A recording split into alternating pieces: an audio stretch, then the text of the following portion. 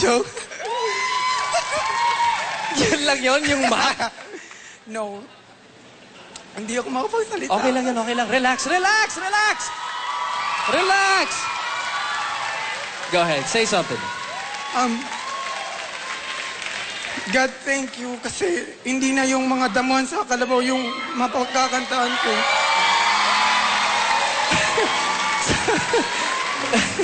So, hindi na kalabaw yung makakataan mo? Opo. Okay.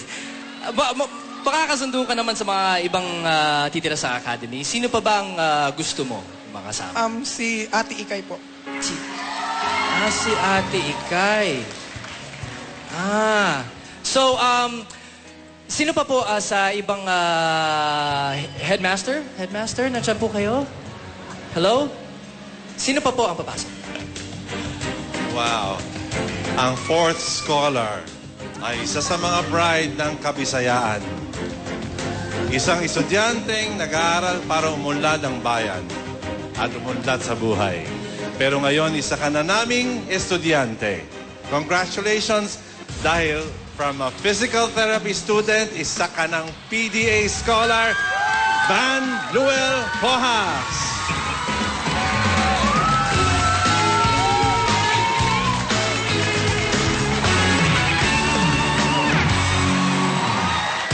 Sa kanyang angking kagwapuhan, talento at katayuan sa buhay, tila wala nang mahihiling pa ang 18-year-old Cebuano na si Van Pojas. Pero sa kabila ng kanyang mga biyaya, ngayon siya ay nag-iisa sa buhay dahil ang kanyang ina at mga kapatid ay nasa ibang bansa na habang ang ama ay nagtatrabaho malayo sa kanya. Pangarap niyang matulungan ang kanyang tatay para magkaroon ito ng sapat na kabuhayan. Bukod dito, pangarap ng physical therapy student na si Van ang makilala sa pamamagitan ng kanyang boses. Aminado siya na pagdating sa kantahan, hindi pa siya ganoon kahasa pero sa kanyang pagpasok sa Academy, anong aral at disiplina ang kanyang matututunan. Please welcome the fourth scholar, Van!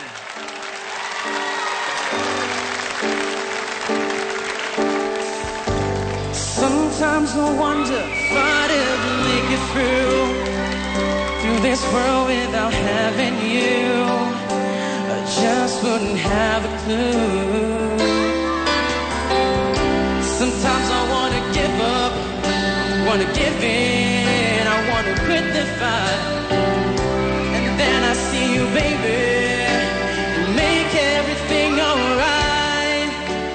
Make everything alright.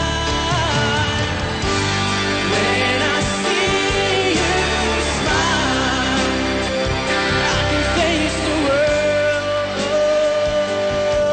You know I can do anything. When I see you smile, I see a ray of light. Oh, I see it shining right through the rain. When I see you smile,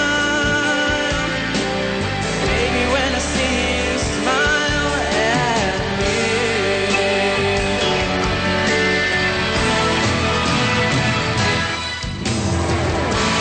When I see you smile, I can face the world.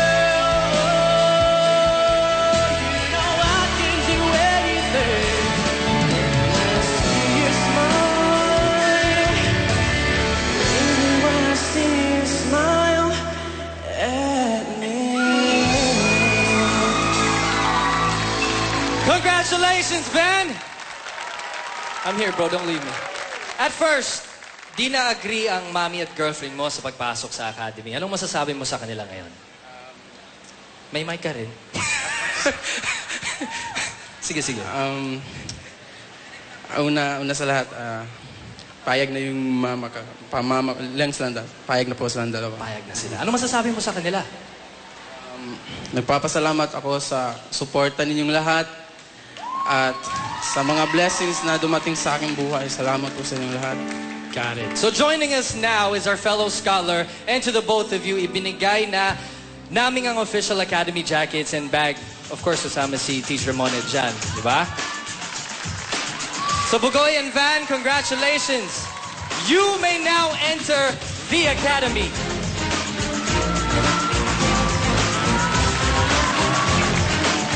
Congratulations, ha? Okay. Ha? Headmaster, sorry. It's my fault. First time. Scholars Jay and Van, congratulations. You may now enter the academy. Come on. Sige. Hey, Bugoy and Van!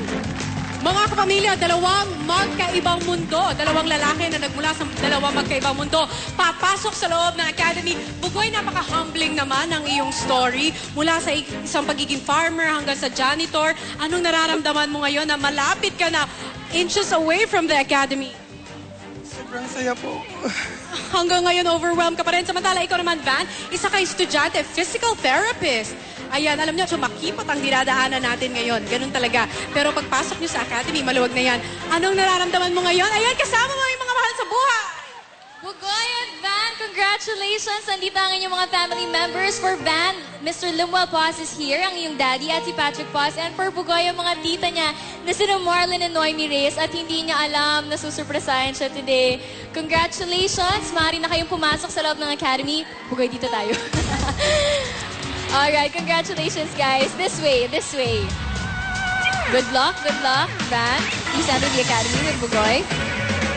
Maraming salamat mga kapamilya. Gusto niyo na bang malaman kung sino ang mga iba pang scholars na makakapasok sa Academy?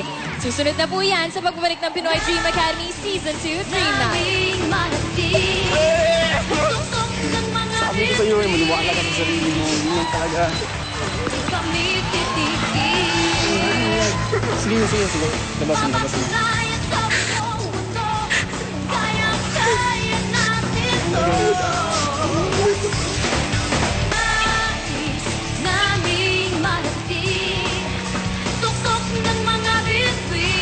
Tuloy pa rin ang biritan at iyakan ng Dream Night ng Pinoy Dream Academy Season 2. Pasok na nga ang canteen cleaner na si Bugoy at ang ating nursing student na si Van. Pero sino nga kaya ang iba pa nilang makakasama? Headmaster?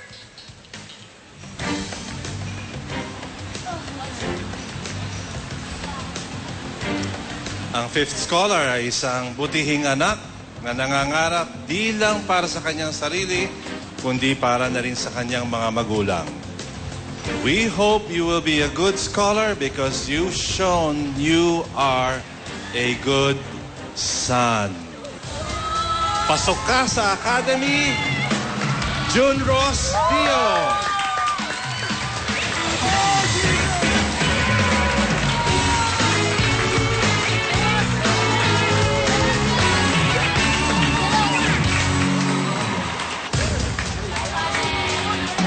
Sa pagkakasakit at pagkamatay ng nag-iisang kapatid, nabaon sa utang ang pamilya ni June Ross. Lalong napilay ang kanilang kabuhayan sa karamdaman ng amang pinakailangan na ngayon magsaklay. Pero sa halip na mawalan pag-asa, lalong tumibay ang pagmamahal ng mag-anak sa isa't isa. Pagmamahal na nagtulak kay June Ross na hangarin ng pagiging scholar. Pagmamahal na di matatawaran, di mapapantayan. Ang Pinoy Dream Academy na ba ang magiging susi ni June Ross para maiahon ang sarili at ang pamilya mula sa kinalalagyan? Ang ating ikalimang scholar, Ross!